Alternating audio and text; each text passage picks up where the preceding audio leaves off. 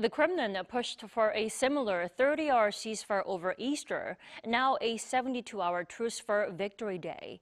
Will the temporary ceasefire be realized, and will it be a peaceful one? Let's turn to Professor Christophe Gaudin. Good morning. Good morning. Thanks for having me. Thanks for joining us. So, Putin's 72-hour ceasefire, is it just to please U.S. President Donald Trump for now? No, probably not. But here, what is happening is that Vladimir Putin, President Putin, is probably trying to stage his victory.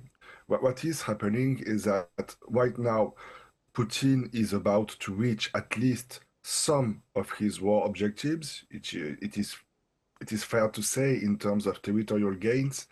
And so at the same time, if you consider all of the young lives that have been lost on these objectives, for Vladimir Putin, it is important for him that his victory looks self-evident, even flamboyant to an extent. So that's why he decided to pick this date in order to implement his strategy.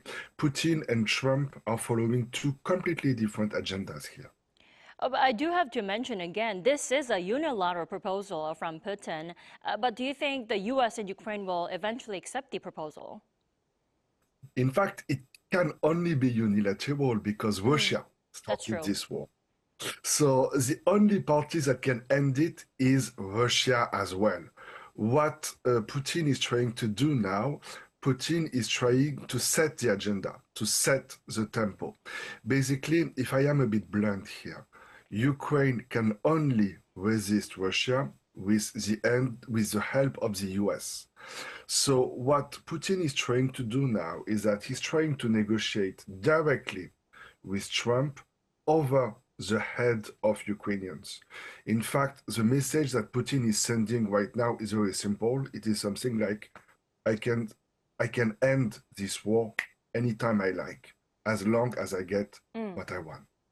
Well, speaking of the Ukraine crisis, Professor Gaudin, we have to talk about North Korea's confirmation of its troop deployment to Ukraine. Now, it took Russia and North Korea a good half a year to admit the North's troop deployment to back Russian forces against Ukraine. Now, they had to acknowledge it at some point, but why now? Why this week?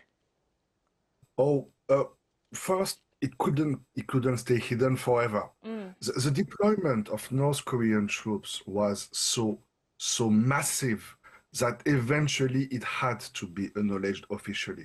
So now to get back to your question, why now? Why now? Well, basically here it is because Russia, again, is setting the tone. Vladimir Putin is, in fact, having relatively few allies all over the world. He has great partners like China, but close allies, not really. So he's trying to push North Korea ahead because that's a way for him to show he's not alone. So by acknowledging this deployment of North Korean troops precisely on Victory Day, that's a way for him to say, well, I'm not alone, and it is an attempt to establish himself as a sort of regional leader all over the Eurasian region, in Europe and in East Asia as well. Then would you say the North's confirmation on Monday means the war in Ukraine is far from being over? Oh, that I couldn't say for sure, but no, what it means is something simpler. What it means is that China now is trying to tighten its links with Japan and with South Korea to counter Trump's tariffs. And so it leaves North Korea with very few allies in the region. You always need to remember that South Korea trades with China 30 times more than North Korea. So what it means here is something actually extremely simple.